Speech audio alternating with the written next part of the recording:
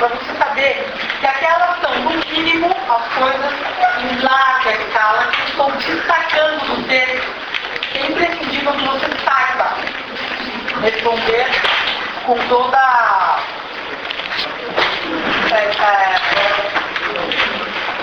tudo o quê? Precisão, desenvoltura, né? Sem grandes esforços.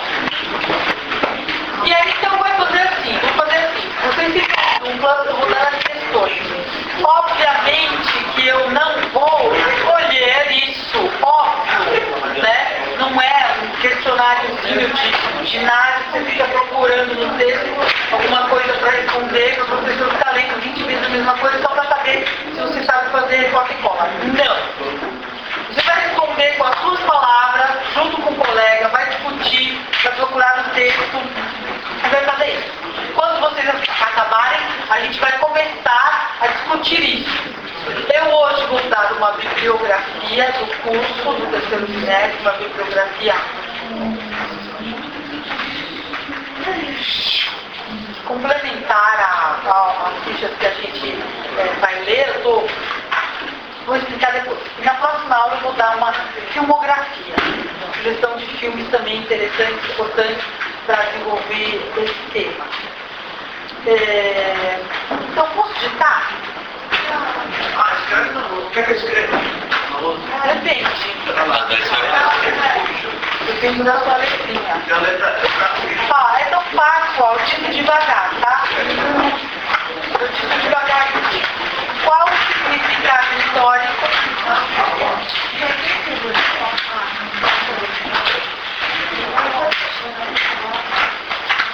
Questões para discussão do texto do Nicolau Sertei.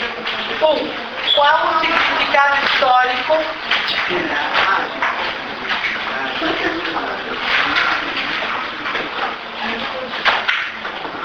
que o autor dá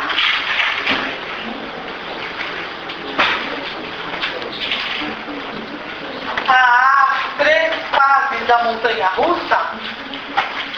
Qual o significado histórico que o autor dá às 3 fases da montanha-russa? Com traço, né? Para as 3 fases da montanha-russa. Vocês lembram disso, né? Logo no começo do texto que ele vai falar sobre isso. E aí aqui não é tanto de você dizer, foi quando inventaram a máquina disso, é mais um significado geral. 2. Qual o objetivo do autor ao escrever este texto? 2. Qual o objetivo do autor ao escrever esse texto?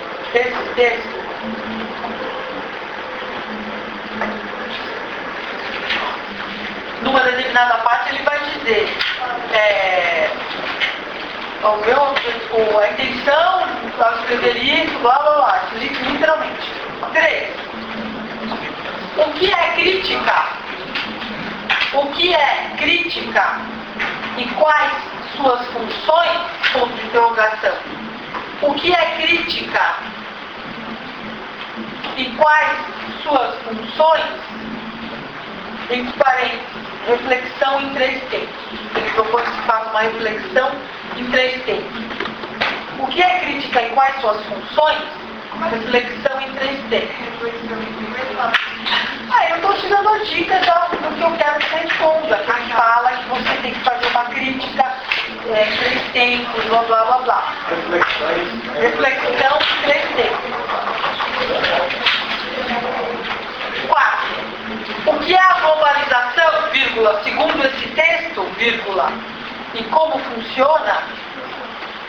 O que é globalização, segundo esse texto, e como funciona?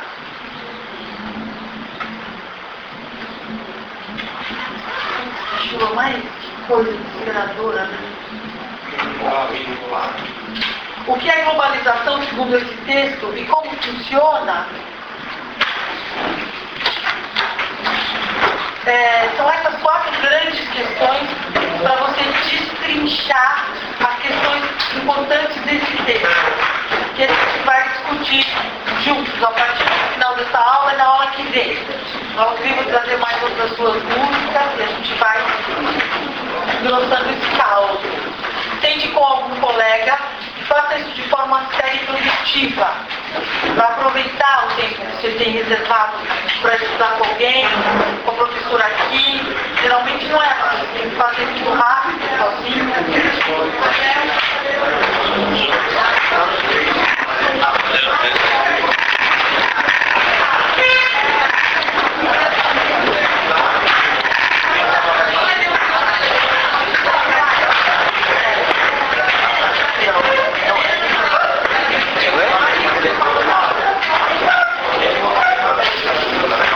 Seu próprio criador não consegue mais controlar, nem prever, nem controlar. Escapa das mãos, perde o controle.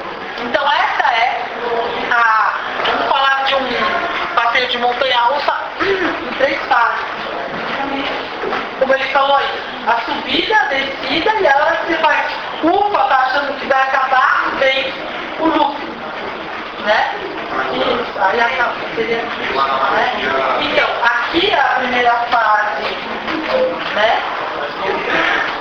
Aqui é a segunda, que não terminou ainda, nós estamos aqui, ó, segundo ele. Então, a gente está aqui de ponta cabeça. Então, o que é a terceira? Então, tá, a segunda fase dessa descida fenomenal é nesse momento que você percebe que o monstro tem vontade própria. Ou seja, que todo o desenvolvimento tecnológico estava indo por si mesmo, sem previsão e sem controle. Perdeu-se o controle. Então, bomba atômica é o auge dessa queda, da percepção de que você está sendo levado pelo carrinho e pelo movimento da gravidade. Não mais você que está controlando e planejando e fazendo do jeito que você quer. E aí, bomba atômica é 1945, o final da Segunda Guerra Mundial, essa percepção do homem que todo o seu conhecimento tecnológico agora pode vir a destruir a própria humanidade como um todo, né? Não é uma questão de destruir uma parte ou todo mundo, do mundo, né? Bom, depois, como ele diz, continua o desenvolvimento tecnológico, mas ainda sob a sombra da Guerra Fria e sempre com aquela ideia que vocês não tinham nascido ainda. Mas a década de 80 foi toda sempre com aquela coisa de em algum momento alguém pode apertar o botão. Em algum momento alguém pode apertar o botão. Uma coisa bem americana que tinha muito no Brasil, como até hoje, infelizmente, né, copiando as sensações e o jeito de vida e tal. A ideia de que tinha uma bomba que a qualquer momento podia ser acionada até mesmo por acidente, por alguém e tal. Então, ao mesmo tempo que está todo mundo continuando a vida, mas sempre com aquela ideia de que pode acontecer o fim do mundo amanhã mesmo. Pela própria filmografia americana de classe B, você vê a quantidade de filmes que foram feitos sobre o fim do mundo, ou alguém que vai acabar com o mundo, e aí vem sempre, claro, tem o cara que vai e salva tudo antes. Muito bem. E o Mickey Rourke, né, principalmente, naquela época, quando ainda não era Rourke. Você pensando a fase 2, não só uma descida, mas mesmo uma subida descendo. Quando ele fala aqui, parece assim, que o homem criou uma super tecnologia para fazer energia nuclear, só que ele fez a bomba e aí quando ele deve melhorar. Do mesmo jeito que melhora, vai piorando. Não, ele coloca assim, Gabriel, ele coloca em 3 fases, né? No momento que você está absolutamente embevecido com o poder humano, né? O iluminismo, aquela coisa de toda a libertação daquela prisão que foi da Idade Média, aquela submissão, aquele horror, tudo limpo. Aí quando daí começa a desabar, quando você perde o controle. Então continua claro. O que movimenta essa queda é a continuação desse desenvolvimento tecnológico. Mas que não é isso. Não é uma coisa de bem e mal. Não é isso. A perda de controle. A perda de controle. Não que você só inventa coisa ruim. Não é isso. Né? Então, hoje nós estamos mais desenvolvidos do que há 100 anos atrás? Bom, em que sentido? Desenvolvido em quê? Então, assim, a indústria farmacêutica, por exemplo, sim, com certeza. Né? Não existia nem metade dos remédios para os males que podem atacar o homem. Bom, mas também não existia tanta doença. E por que não existia tanta doença? Porque não existia tanto desequilíbrio ambiental, porque não existia tanta uma vida tão desgraçada. desgraçada de estresse, blá blá blá, tanto isso, tudo. Então, entende? É sempre uma coisa muito complexa. O que propulsiona essa queda não é a lei da gravidade, como na montanha-russa, mas é o próprio desenvolvimento tecnológico.